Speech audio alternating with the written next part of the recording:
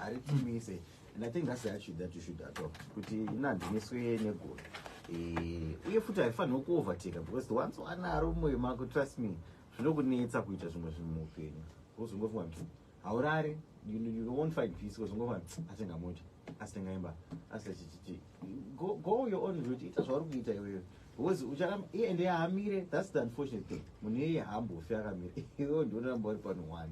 And but we'll get more from Apostle Blessing Chigodora, who is in the studio joining us this afternoon. Apostle, Magasimbai. Wow. How are you, Mr. Thank you so much for coming through this afternoon. Ndinofunga nhasi kurima mumunda mevanhu asi chokwadi chinofanira kutaurwa futi kuti chakashatira envy and jealousy is that there are no two ways, but it is destructive.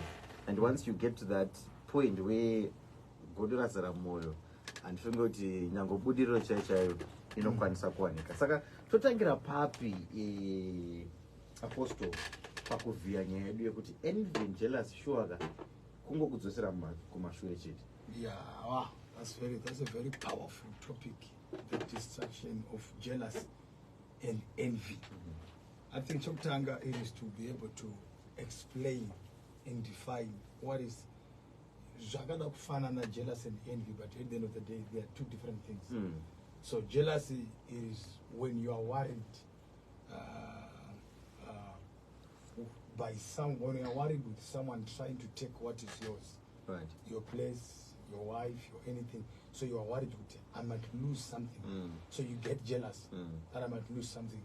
That is the definition I can give on jealous. Right. But when it comes to envy, now envy, it is when you want something that belongs to another person. For example, if I see someone and a motor, if I see someone, or if a husband sees someone and a motor, I'm not gonna go to Chiva, that's envy. But when you see maybe someone taking out your boyfriend or a girlfriend, driving them out with the same car, you are jealous that they're about to take my other person. Right. So that's jealous. So jealousy, it is when you're afraid that someone might take something that belongs to you. Your place with akanogona kundikunda akazipesera akunziya akapeka undarika or anogona kuenda pa number 1 akazipesera indisa omberero. Irine chekuita nekutya kukundwa. Nekutya kukundwa. Saka jealousy rinoerera in two forms. It's either jealousy retori nemunhu atori nazvo kuti handidi kuti vandikunde. Right. Koita jealousy ndichasanangura ndito. Koita jealousy remunhu asitorina ari kuti ngatirambe takafanana. Koita jealousy rinobva kuma friends kuti haambondikunda ngatirambe takafanana, or I want to maintain a standard or a level. Then when it comes to envy, now envy, it is desiring what another person has. You want to take what another person has. For example, you have that desire. You desire to have. So the danger of envy now is that it will develop into even an action that will cause you at the end of the day to do something in order to take what belongs to another person. So that's how we can define envy and jealousy. Right. So to my definitions, Apostle, can jealousy be in any way positive? Because the matter of matter, kuti ndikutya kuti pamwe chinhu chandinacho chinogona kutorwa. Can we find anything positive, in that form of jealousy? Kuti maybe I want to guard what's mine, so I'm just jealous of what's mine. Yeah, I think to best explain that one, we can say, I think good jealous. Bible says in the book of 2 Corinthians chapter number 11 verse number 2, Bible says, I am jealous for you, right, with a godly jealous. This is Paul speaking. I am jealous for you with a what? With a godly jealous, that I may present to you as a bride without spot. So ndipo alikuti ndine jealous name, but jealous rangu na naro name, it is a godly jealous, so that I will protect you from being corrupted, and I present to you before God as a bride without spot. So this is the kind of jealousy that protects kuti inini I'm so jealous kuti handisi kuda kuti pauye mumwe munhu anosiko infiltrator okupa imwe information isiriyo. So my jealous is based on protecting you for a goal that I may present to you before God as a pure bride. So now this happens. We cannot say jealous is love, but we can say there is jealousy in love. Imagine I'm on my phone here. I'm talking every day 24/7, and my wife is not concerned. You understand?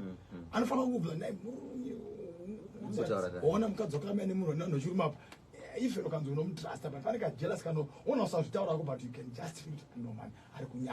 So that kind of a jealous, it is a jealous in love. You are trying to say, I want my emotions, my feelings, are focused or concentrated on me. That's kind of a jealous. You are trying to protect what is yours. Your child, you guard your child jealously from the corruption of the community or whatever. So we might say there is that good side of jealous. You got to kushona, to share a word, but to go now shandisa for that. Post can go to God or to go God. Shanji. Maybe that kind of kuchengera, whereby you kuchengera munhu wako, but zvineka jealous kazvinazo. So Paul kuti ndokuchengerai nekuchengera kwaMwari kwete kuchengera kwenyika. So there is this jealous of God. Bible says, even the Bible says, God says in should be Exodus 25, if I'm not mistaken, I am a jealous God. Exodus 30, I am a jealous God. Not jealous in terms of what I'm jealous. I don't want to see you communicating or worshipping other gods. I want you to be focused on me. So this might be the good side of what you're talking about. Interesting. Now going to the envy side, when you speak about being envious, you know, kwansika era apostle, kuva ne envy inokupusha forward to progress, to say ndaona mota yakanaka ndoidawo mota iyi mwe musi ndichashanda ndoitenga mota. I know vashoma vedu vanokwanisa kuti ndaona mota iyi ndichashanda ndozoitenga, but munguva tikutongoti dai atongoita yangu ko ningazowanirei mota iyo. Zvinokwanisika here kuti I'm envious because really and truly I want to work towards getting or achieving that. I think we can't use envy on that one. Right. We can use the word in being inspired. You see someone doing something big and you are inspired. Right. Because envy, when you talk about envy, it's one of the works of the flesh, according to Galatians. Envy. It is to desire, not by the Spirit of God, not by any goodwill.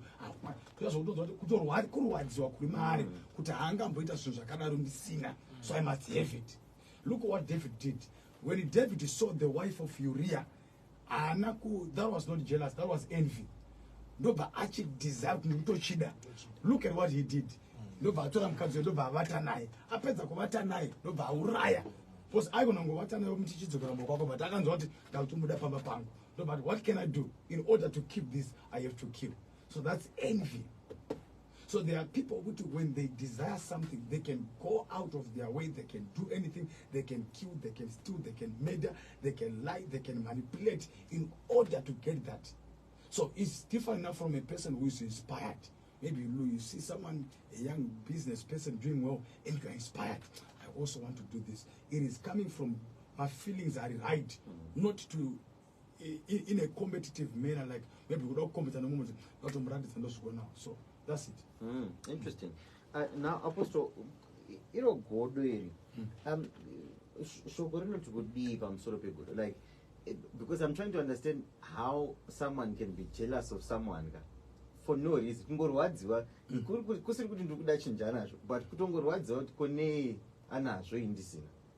Now, I think God in the Bible, jealous is there. Bible jealous man and the first record jealous I never church. The first record issue jealous I never power Bible yaka record in the presence of God. Cain and Abel vauya kuzonamata pamberi pamwari mumwe ndobva apa chipo chake chemacabbage ndobva apa chipo chake chegwai. Zvinonzi Mwari ndobva varemekedza chipo chaAbel, but havana kuremekedza chipo chaKain. Kain achiona kuti zvemunin'ina wake zvafamba, ndobva aita jealous. Ndobva Mwari vatomutsiura kuti ukaita zvakanaka haungafariri. Mwari akatomutsiura ipapo. Zviri kuitika kwete kunze, zviri kuitika kuchechi. In the presence, vanhu vachori pakati pekuwoshipa, prayer point yemumwe yapindurwa, yemumwe haina kupindurwa. Ndobva uyo asina kupindurwa, ndobva abatwa nejealous. Jealous ndobva arichengeta maari kusvika jealous radeveloper into murder. It started as jealous, kurwadziwa kuti zvaka zvingambofamba. And ukaona Cain achiva jealous of Abel, kuti Cain, he considered himself better than Abel. So he was always looking down on Abel, kuti this young man, he cannot even beat me. But now today they are coming before God, and the prayer of Abel is answered. Abel zvafamba, Cain hazvina. So danger irimuna Cain kunzwa kuti hazvingambofamba, of which he was supposed to avoid this temptation of jealous by just going to Abel and ask Abel, how come yours are moving? Prayer yako yapindurwa. What is your secret? So sometimes instead of going to the person who obvunza kuti sei zvako zviri kufamba, unochengeta jealous mauri kusvika warwadziwa. And jealous usually harirambe riri jealous, it develops into murder. So this guy, he was jealous of his own brother. Imagine he was older.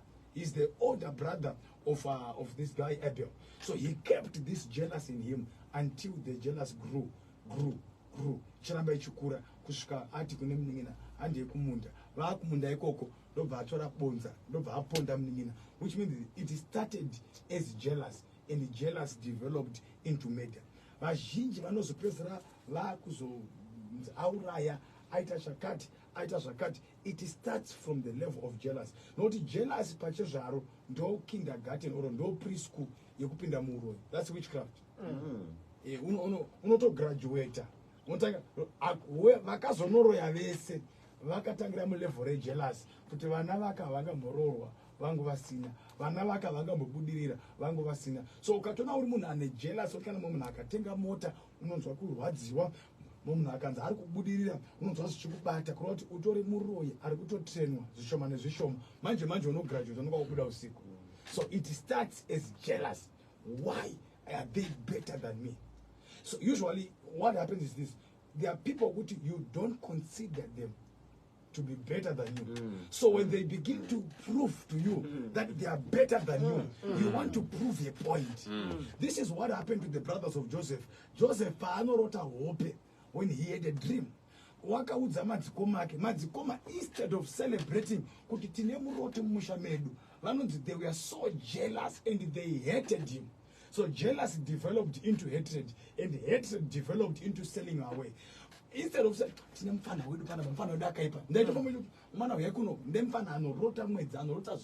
but instead of celebrating wavo,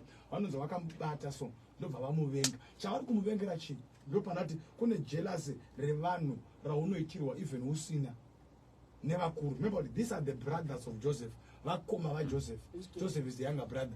Kune jealous rema elder brothers. But you wonder why they hate you. You wonder why they don't support you. You wonder why every idea you have, they are bringing it down. Because they are so jealous with him, but there is something that is carrying. So one day Genesis 37, here comes the dreamer, let us kill him and see what becomes of his dream. So which means what intimidated the brothers, it was because this guy called Joseph, although he was young, but they could see this guy is going to be better than us. So usually people who feel threatened by your presence are the people who are jealous of you. Why? Because they don't want you to become or to be better than them. They want to maintain a level. There are people who can be able to destroy you, to scandalize you, to bring you down because of jealousy, so that they could maintain a position to be better than you.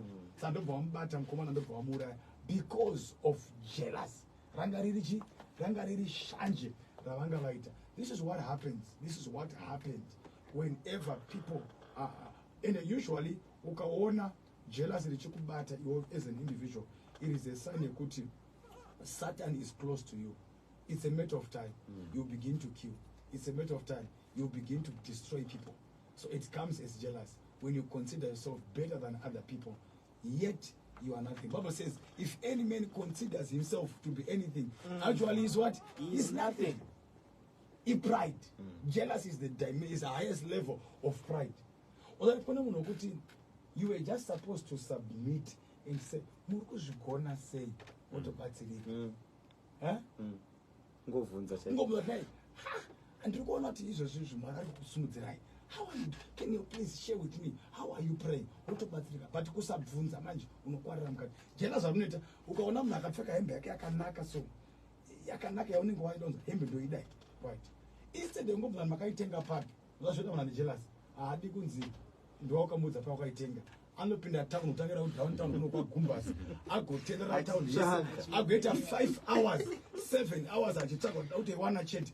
Also, one after 12 hours. Yembe haifana kuwa in 5 minutes. Aki one after 12 hours. Because ane jealous mahari. Adikunza awuzwana ningi. Kuturuma nikapakati. Kana utoishaya futi. So sometimes unozvipabasa rakawanda because of jealous. So that's why a lot of people, they are not rising. Because their hearts are so bitter. Because jealous will take you into a place of bitterness where you become bitter. You become too judgmental. Jealous no judge. Imagine,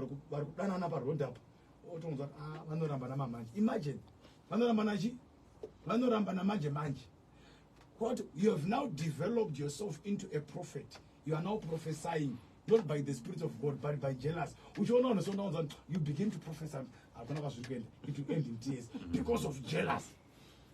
They have very my friends, but because you shamari yako yaidana nemkomana nemari yo chifimbo never seen.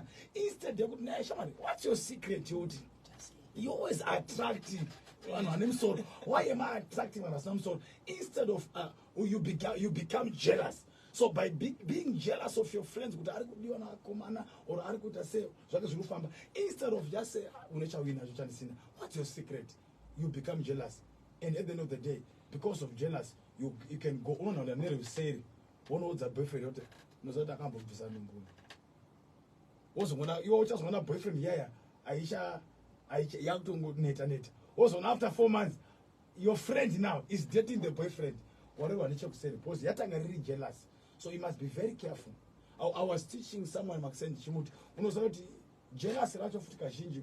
Let us also talk about, let's say someone is jealous of me. We also want to talk, what are the triggers of jealous? What should I do to avoid people being jealous? Do you know the danger of Joseph? Pamushapa. Why is it Atina Zubarata Kambons? Wow, open that Jacob. Why is it Jacob Musuani Kufa? Akaunganiza Vanavakevese, Akataka Wapas Profit, Seakas Wapas Profita Kufa. Why is it Pesta Panga Kanyara? Why is it Nikatana Taura Taura Nyaya, Kuti Judah and Chimboya Inayo? And the Chakon is after jealous Pamushap. So Joseph, in a problem with the party, kuti arota hope, anokrumita taura taura. Saka hope kutaura kwake ndio kunosumudza jealous, rimadzi komai, anozonyanya. You understand man? Koma anozozvitsvake, anozozvinyanya. So sometimes murumukadzi wako murume akakutengera fridge, pamwe just keep quiet. Just keep quiet. Guys, my husband brought me a nice car. My nigga brought me a nice car. Also, you watch of jealousy. Remember, but Raraka Zorora. You do our dinner. So, Pangopacho Pane Kufumura, Quatino Ita, Sanyanya Kutawisa. She knows some are jealous. No, some are jealous. Also, Baba Wangala bless us so by chapter 49. Why forgot Pame Jogopa, Anakana, but you know, so Baba profit out Simeon, Shakat, Ruben, Shakat, Judah, Shakat, Danny, you are a troop. But you profit of Sababa, Mangamakas change the request up. Why is that in the Kurbits and Dash Buditsa, you know, quite Savannah, Manitrana jealous. But Joseph Ega Pamushap, Mundat in Diega, I wrote her. Upon a wrong of my but I told her.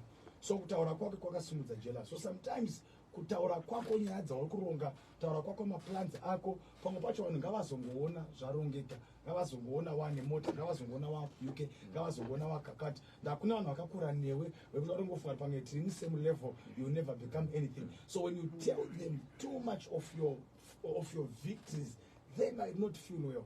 Vanonzwa kudzikisiwa, vanonzwa jealous, vanonzwa kuti ada kushamisira. Pamatora nyaya ku-UK apo, so ndafunga kuti ndofunga munhu wese ane hama yake izvezvi yatinozongoona mapicture aku-UK. Hatimbonzwi kana one day unzi munhu tozongoona mapicture uyu naku-UK. Harisi godo here kuti tinoita kuti munhu angozoti ndikataura ndotohla kurewa ndogona kusatoenda. Musandatika godo, jealous, ndo class yekutanga. This is the first class when you're about to graduate into witchcraft. Iro godo pacho zvaro, shanje pacho zvaro rinotosumudza mhepo. Kune vanhu vatakaudza zvataironga vasina, havana kutaura zvavo kuti zvakadhakwa, but mukati mavo hamuna kufara. Kusafara kwavo kune mhepo dzakasimuka, nekusafara kwavo ndobva mhepo dzasimuka zvikabva zvadhakwa. Vachiona kuti zvimwe zvizhinji zvaunotoudza vanhu, ndikuplana zvakati, kazhinji kacho zvinobva zvangonobondera. Why? Because une vamwe vavaudza, but wapedza kuvaudza vane vavakazonoudzawo vane jealous. Saka jealous ravo rinosumudza, it's an energy, rinosumudza mhepo yokuti zvavavaudza zvese zvinobva zvaramba. So that's why some people, they just go silently. Mumwe akaimba akati dzimwe nzendo taurai madzoka, taurai masvika. So sometimes don't say everything. Usareveal my secrets ako ese, usaburise maplans ako ese. Pauri kuudza vanhu hauzivi anokufarira, hauzivi asingakufarire, and hauzivi kuti wavaudza uyu achati kudii mumwoyo make. Jealousy richamutuma kuita sei. At the end of the day, it won't happen. There are people who teach us angonzi yesi nemukomana akutotumira vanhu kuti I think this guy is a crush on me. Asatambodza angomboza kuti how are you are looking good today. Akutoshambadza kuti I think this guy. Mukomana angotaura kuti I think this zvikandifambira mushe, zvikandifambira mushe, I think ndikuda kuita se ndimbonogadzika mishana. Atoudza musha wese kumusha zvatozara musha mese. Apanozvari kumusha wangu nevari vanotyisa zvazara kwese, everyone knows kuti zvobva zvazongonozongana vamwe vangoblokwa. Why? Because jealous of people is not good. So sometimes you're a girl, you're telling your friends, mkomana wangu anditengera iPhone, mkomana wangu andiendesa out, azoenda shaka. Yet waurikudza vamwe vese vaurikudza vese havasati vambozviitira. Saka automatically they will feel jealous. So kuti mufanane zvaanoita, it's either anogona kuenda neruseri onoudza mufesi wako, amen, she's my friend zvangu, but ndangoti ndingokuonesa but I'm right, she's my shamadam, but ndangoti ndingokuudza kuti ungwarira pakati because the way she talks with boys wozongoona munhu yaya haachataura newe, and watch uyu shama yake yataura antonamata kuti andigomotozitanya aitozandindata se ndidataura. Ndaiparidza nyaya yaJacob last time richiti Jacob vanonzi vakatora jealous, vona zvarikaita vaita jealous naye, vanonzi vakatora bachirari kuti iro bachirari ndo rimwe futi rakakonza jealous. Uona kuti sometimes baba vacho Jacob, because havana kugona kutrita vana zvakanaka, vane mumwe wavakafevha kwamupa jacket, kumupa kwawakaita jacket ikoko kwakakonzeresa kuti vamwe vana vave jealous because of this one, kuti sei mudhara achimuda. So sometimes as a parent foot, vabereki vanogona kuplaya an important role kuti separate vana, kuti vane mumwe mwana wavanofarira. Saka ari kufarwa yaya ava vanobva vaita chigroup woti iye ari farwa yamudhara ye. Jealousy riri mumadzikoma rinogona kutrigwa futi netreatment iri kuitwa mumwe mwana napamba. So vana mai kazhinji, vana baba kazhinji, let us treat vana vedu in the same way, because the way we treat our children, at the end of the day uchaona kuti mwana wako, vana vako vachapedzera vakuvenga musikana uyawo, vakuvenga mukomana, because munomuitira mafavors akawanda, and vana can see kuti ninga ari kufavor, so they become jealous and battle start in the family. So baba ndobva waya nejacket, ndobva wapa mwana achipfeka jacket, knows they hated him. Ruvengo rwavo rwakatangira pajacket. How come vatengera jacket? how come ndiyaendeswa kuboarding, how come ndiyaendeswa kuuniversity, how come ndiyatengerwa chakati, how come ndiyaitirwa birthday rakanaka. So enzanisai vana. Why are you doing that as a parent? Uri kutry kuda ku eliminate jealous among your children. Kana vakatengerwa hembe ngavatengerwe vese, kana vakaenda kuuniversity ngavaende vese, unless kana hazofoirwa zvavo, kana vakaenda kuboarding ngavaenda se ngavaende vese. Uri kueliminate jealous pakati pavo, vanokura vari united. But if they see kuti mai vanoda nhingi, baba vanoda nhingi, that was the battle in the family of Jacob. Baba vaida Esau, mai vachida Jacob, and there was jealous among brothers. Reuti na nhasi jealous rori chiripo. It became a war until now. Jacob and Israel are still fighting. Some of these battles that are happening in West Africa, yeah, these are the battles of what? Kunana Palestine. These are the same battles of Jacob and Esau, which started as a jealous boss. So, don't want to jacket or come on, Maura Java, that takes a Jacob, Joseph, don't have any camera. It was a jacket of many colors. The body camera, but just color, body tint and the body, tradition of body. Just say, the words you cannot remember Genesis 38. What's going on? Namda 37. Namda Raj. The voice of Namda. I got him done. 1 hour and a half. Non Jacob Akachema. And the Akachema. I think by verse 35, Bible says, and all his sons and all his daughters, they comforted him. Lauya ne jacket vakati jacket mwana wenyafu zvinonzi vana vake vese vakamunyaradza ivo vari kumunyaradza ndo vacho vatomutengesa. So sometimes unopesera wakunyaradzwa nemunhu akatenda nerweseri akanoudza bosi wako kuti akadhakwa akaba pane mari yakauya nayo akatokubira chakati. That is the same person who is comforting you. So be very careful of being comforted by the same person who is actually behind your pain because of jealous. 17 minutes before we get to 2, yeah, we've got Apostle Chigodora in studio on your lunchtime recharge. You know, but I have to turn out to GP, I have to do some watching one. It's unconfirmed, but we're going to go sure. I mean, my family are some waiter. Saka, how do we guard ourselves against jealous, Apostle? If Gandara in 2 ways, maybe it's me, right? Maybe the one I'm China and it. What do I do if I want to fight that jealousy? Because Cain announced, Chirichiru kunoka padore moyo wako. If you don't resist it, it will bring you down. What chirichino resist kwa? As a person which as jealous, but what do you do? How do you fight it? Resist it, jealous. By what? Go to the person. Usinga told me, but wow, you are looking good.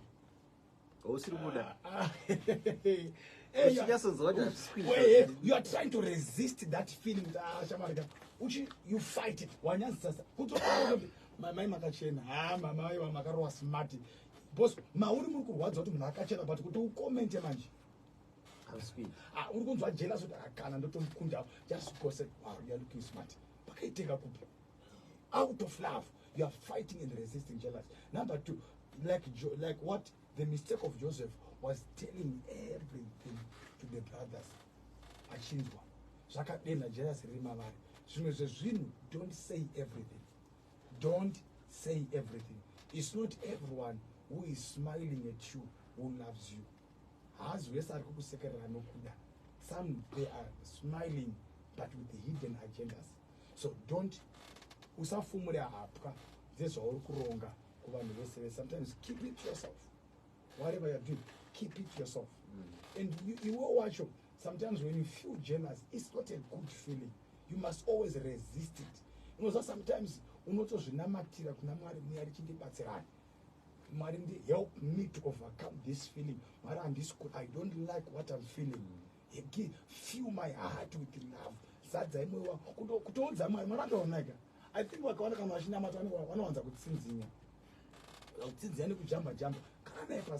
don't like this feeling. Toward this person, I don't want this feeling.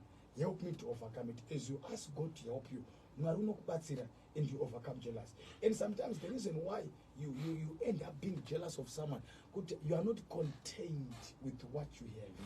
You are not grateful at where you are. Because you are always saying, you are not grateful at where you are. Where you are now is someone's prayer point. Wow. Pautori right now, it is the prayer point. Someone is praying.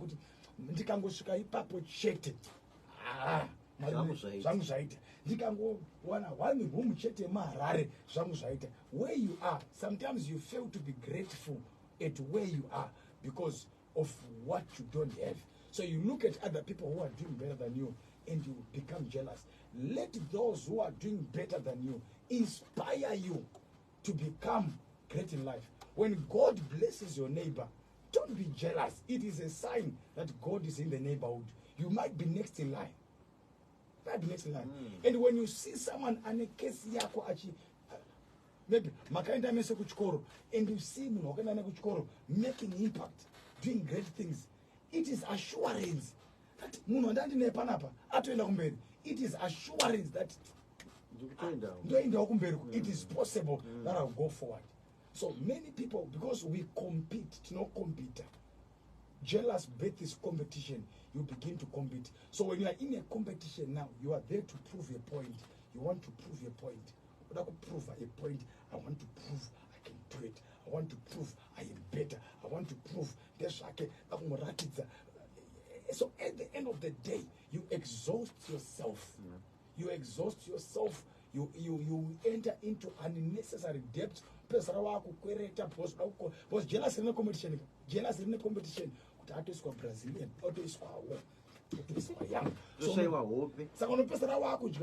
profit, capital. Never know profits out. You never know. If I buy a watch for myself, I am buying from my profit.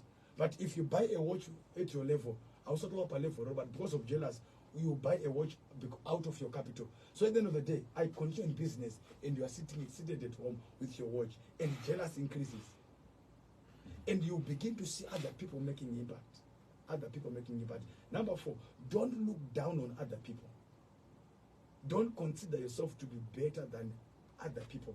Munu, anofuma akasimuka, anofuma akableswa, anofuma aine rimwe, anofuma akanzi go and see Victor. Rikadoka ane Benz. Rikadoka ane Mercedes Benz. So that's life.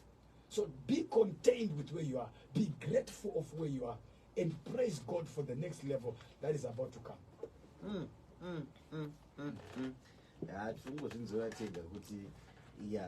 Be content with where you are. And one of the chocolate chicken on apostle, unogona kusataura asi pane vanhu vanoshandisa machari kutomarwera pasi kuti zvako zvisafamba vanenge vaona zvipo zviri mumauri. Unogona kuita saJoseph mubereki chaiye anogona kukuvenga nematalents ako. I like the part when they say vanenge vaona zvipo zviri mumauri. Saka kureva here apostle kuti ndogona kusatoona chipo chiri mandiri nini. You know, kuti nditori nemukana wekusumuka asi handisati ndangoona kuti zvitori mauri zvihombe. Remember utika Joseph paanotaura dream, iye paataura dream ari kufunga kuti ndakatorara madzikoma akainterpreta dream reali madzikoma vakati do you mean that you are going to be uchata king over us? Vari kupindura not by the spirit of God but by the spirit of jealousy.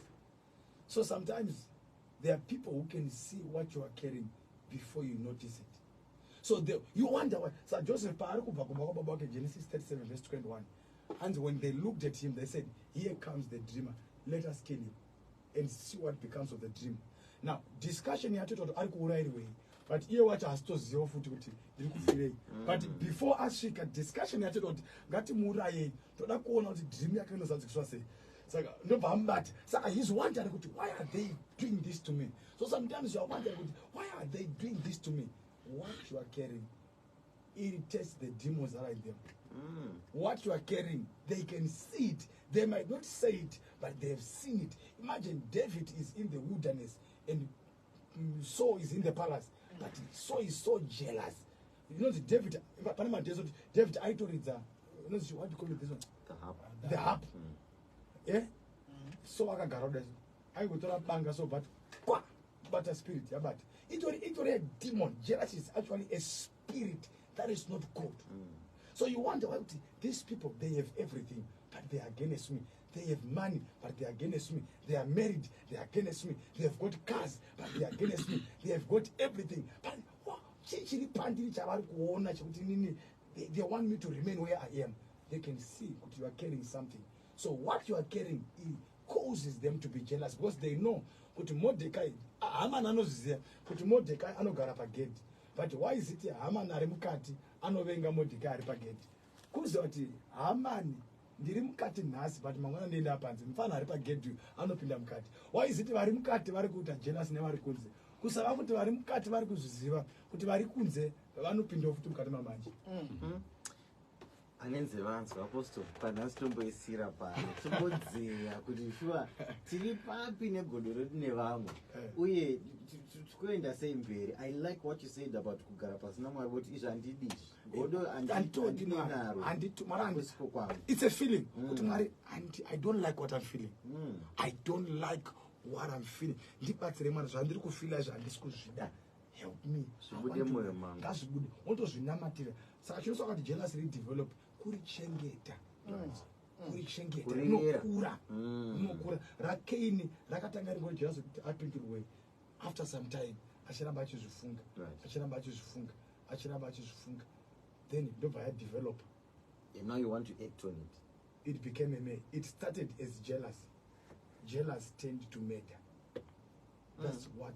So jealous, when you talk about jealous tending to murder, at school you kill physically, you can kill my relationships, you can kill business, you can kill a lot of things that belongs to someone out of jealous.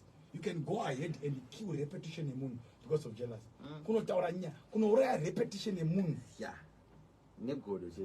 There are people who are nerwesera akanotanga kunotamisha image yemunhu kuti vanhu vamuone semunhu akashata because of jealous. So you can kill repetition yemunhu. You can destroy the name of a person kuti vanhu vamuone akashata because of jealous. Hanzi panapa tokumbira kuti topic here is continue please. That's how good it was. Chidzikadzika. Apostle, thank you so much for your time. Yeah, and if vanoda kuzoya kuma service vanonanga papi uye vanobatana. Wow, tinopindira chechi iri pambare pastor.o every Sunday at 12:30 p.m. ndopatinenge tiri ipapo. Vanongosvika ipapo. Ngosvika paSunday ipapo pastor.o paye. And also you can follow us on Facebook. Facebook Blessing Chigodora, TikTok Blessing Chigodora. You'll find wonderful sermons here. There that will bless your life. Lovely stuff. Apostle, thank you so much. It's always a pleasure sitting down with you. Awesome. 6 minutes before we get to 2 o'clock, I have a continuation. And there's part 2 because this was just. We'll do it next week. That's next week. Thank you so much for coming through. Anzi, thank you, Apostle. That was powerful. You